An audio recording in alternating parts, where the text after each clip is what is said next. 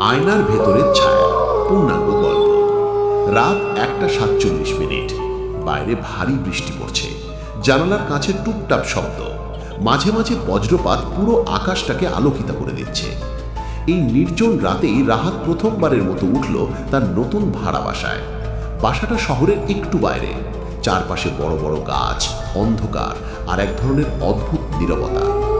বাড়িওয়ালা চাবি দিতে দিতে বলেছিল, একটা কথা মনে রাখবেন, রাত হলে অযথা জেগে থাকবেন না। রাহাত হেসে উড়িয়ে দিয়েছিল, এখনো এসব বিশ্বাস করেন নাকি? প্রথম রাত। ঘরে ঢুকে রাহাত সবকিছু দেখছিল। হঠাৎ তার চোখ পড়ে বিছানার সামনে রাখা একটা বড় পুরনো আয়নায়। আয়নাটা অদ্ভুত, চারপাশে কালো কাঠের ফ্রেম, একটু ফাটলও আছে। সে কাছে গিয়ে নিজের মুখ দেখল, কিন্তু হঠাৎ মনে হলো তার প্রতিচ্ছবি একটু দেরিতে নড়ছে। সে থমকে গেল, হয়তো ভুল দেখছি। সে আর বিষয়টা গুরুত্ব দিল না। রাত গভীর হয়। রাত 2টোর দিকে সে ঘুমিয়ে পড়েছিল। হঠাৎ টিক টিক টিক, ঘড়ির শব্দের মতো কিছু একটা, কিন্তু ঘরে তো কোনো ঘড়ি নেই। রাহাত উঠে বসে, চারদিকে তাকায়। শব্দটা আসছে আয়নার দিক থেকে। তার বুক ধকধক করতে থাকে। সে ধীরে ধীরে আয়নার দিকে তাকায়।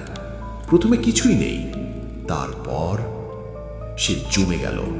আয়নায় তার পিছনে একটা লম্বা কালো ছায়া দাঁড়িয়ে।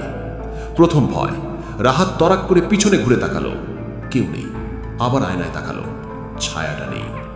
ঘামতে শুরু করলো সে। আমি হ্যালুসিনেশন দেখছি, সে নিজেকে বোঝালো, কিন্তু সারা রাত আর ঘুম হলো না। পাড়ার বৃদ্ধ। পরের দিন সকালে সে পাশের দোকানে যায়। সূর্য উঠেছে। দোকানে একজন বৃদ্ধ চা খাচ্ছিল। রাহাত হালকাভাবে জিজ্ঞেস করলো, এই বাসাটা আগে কেউ থাকতো? বৃদ্ধ একটু চুপ করে থাকলো, তারপর ধীরে বলল, থাকতো, কিন্তু বেশি দিন না। কেন? বৃদ্ধ বলল, ওই ঘরের আয়নাটা ভালো না।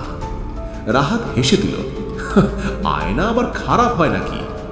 বৃদ্ধ আর কিছু বলল না।